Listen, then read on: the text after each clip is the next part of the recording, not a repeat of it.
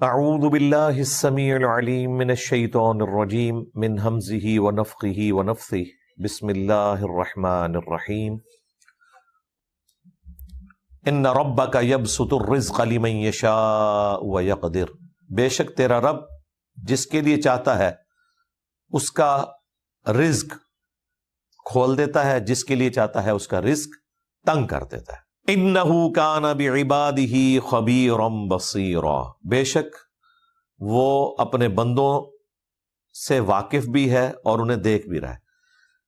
یہ آیت یہاں پر کیوں آئی کہ اللہ تعالیٰ جس کا رزق چاہتا ہے کشادہ کر دیتا ہے، جس کا چاہتا ہے تنگ کر دیتا ہے۔ مراد یہ کہ کسی غریب پہ ترس کھاتے ہوئے اللہ کے بارے میں کبھی بدگمانی نہ آئے کہ اسے اللہ نے ایسے کیوں رکھا۔ اللہ تعالیٰ غریبوں سے مال لے کر انہیں آزماتا ہے، امیروں کو مال دے کر آزماتا ہے۔ اللہ کے بارے میں کبھی بدگمانی نہیں آنی چاہیے کہ اللہ تعالیٰ نے اسے اس حالت میں کیوں رکھا۔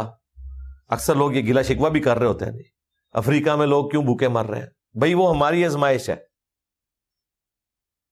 ان کی تو آزمائش اپنی جگہ ہے، ہماری بھی آزمائش ہے۔ باقی انسانیت نے ان کی مدد کرنی ہے۔ دنیا قانون ابتلا کے اوپر ہے، یہاں سارے برابر نہیں ہو سکتے، کوئی اونچا ہوگا کوئی نیچا ہوگا، یہ ایک نیچرل چیز ہے۔ پھر ساتھ اللہ تعالیٰ نے فرمایا کہ اللہ تعالیٰ اپنے بندوں سے واقف بھی ہے، انہیں دیکھ بھی رہا ہے، اسے پتہ ہے اس نے بندوں کو جس حال میں رکھا ہوا ہے۔ خدا گنجے کو ناخن نہ دے، ہم نے پھر دیکھا ہے کہ بعض لوگوں کے پاس جب پیسہ آتا ہے پھر وہ کس حالت میں پہنچ جاتے ہیں۔ اس سے تو بہتر تھا کہ ان کے پاس پیسہ نہ ہی آتا۔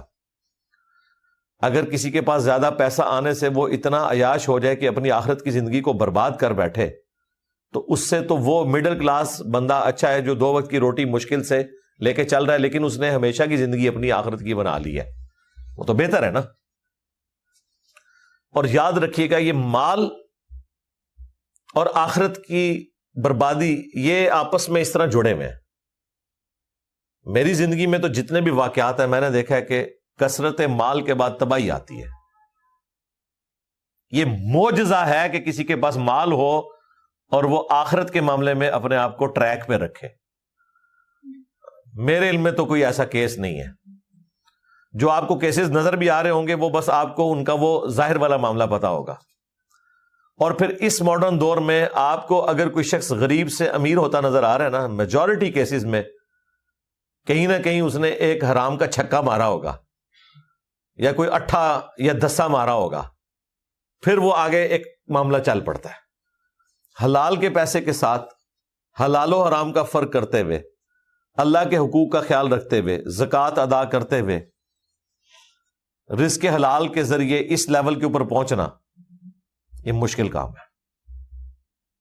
پھر وہاں پر پہنچ کر بھی اپنے آپ کو اللہ تعالیٰ کا باغی نہ کرنا اور اللہ کا حق ادا کرنا یہ بہت مشکل کام ہے۔ آپ کتنے کروڑ پتی ارب پتی لوگ ہیں، ان سے اگر پوچھیں نا کہ آپ کے ایسٹس کتنے ہیں جو کاروبار میں آپ نے کھپائے ہوئے، اب آپ بتائیں کہ آپ زکوٰۃ کتنی دے رہے ہیں، تو وہ آپ کو آگے سے بتائیں گے جی ہم تو حساب کتاب کے بغیر ہی اللہ کی راہ میں خرچ کرتے ہیں، اور وہ حساب کتاب کے بغیر اللہ کی راہ میں یہ خرچ کرتے ہیں کہ سال کے بعد ایک افطاری کروا دیتے ہیں، یا عمرے پہ جاتے ہیں مسجد نبوی میں اعتکاف بیٹھتے ہیں اور وہاں وہ ایک شام کو افطار کروا دیتے ہیں، وہ کہتے ہیں اللہ کی راہ میں ہم نے خرچ کر دیا۔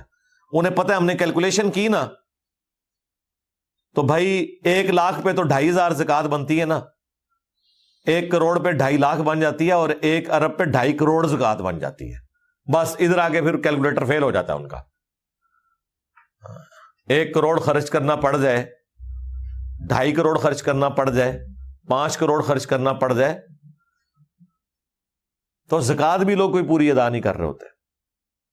اسلام میں تو ہے کہ اس سے بھی زیادہ تم اللہ کی راہ میں خرچ کرو، لیکن جو ڈیٹم لیول پہ ہے 40واں حصہ یا 2.5% یہ بھی نہیں لوگ دے رہے ہوتے ایمانداری کے ساتھ۔ یہ بہت مشکل کام ہے۔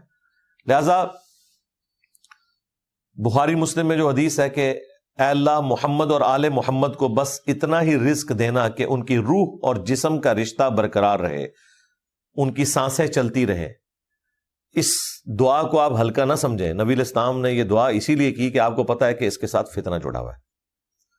پھر نبی علیہ السلام نے پوری امت کے لیے رول ماڈل بننا تھا، اس لیے آپ نے غریبوں کی زندگی کو اختیار کیا، کیونکہ میجورٹی تو فقر کی زندگی گزارے گی۔ آج بھی دنیا کی 50% سے زیادہ دولت جو ہے وہ 50 بندوں کے پاس ہے، باقی پوری دنیا کی دولت جو ہے وہ ڈسٹریبیوٹیڈ ہے۔ پاکستان میں بھی آپ دیکھ لیں، میجورٹی تو پاورٹی سرکل سے نیچے ہے، بیسک نیڈز بھی ان کی پوری نہیں ہو رہی ہے، اور یہ پچھلے آلموسٹ کوئی 7-8 سالوں میں تو مڈل کلاس بھی اب پاورٹی سرکل سے بھی نیچے چلی گئی ہے، امیروں کی چیخیں نکل گئی ہیں۔ ہاں، بہت امیر جو ہے وہ فائدے میں ہے، کیونکہ یہ سارے کے سارے سسٹم کے بینیفیشری اس کیپٹلزم کے وہ ہو رہے ہیں، سرمایہ دارانہ نظام۔ اسلام میں 100% اس کی مخالفت نہیں ہے، ہم سوشلزم کو سپورٹ اس حوالے سے نہیں کرتے۔ اسلام اگر زیادہ قریب ہے تو کیپٹلزم کیا ہے، لیکن یہ والا کیپٹلزم جس میں آپ استحصال کریں گے اور غریب آدمی کا خیال نہیں رکھیں گے، یہ تو سیدھا سیدھا لوگوں کو خودکشیوں پہ یا قتل و غارت پہ، ڈکیتیوں پہ مجبور کرے گا، اور وہ آپ کو اسٹریٹ کرائم جگہ جگہ نظر آ رہا ہے، اس میں کوئی شک نہیں ہے۔ بہرحال اللہ کے بارے میں کوئی بدگمانی نہ آئے۔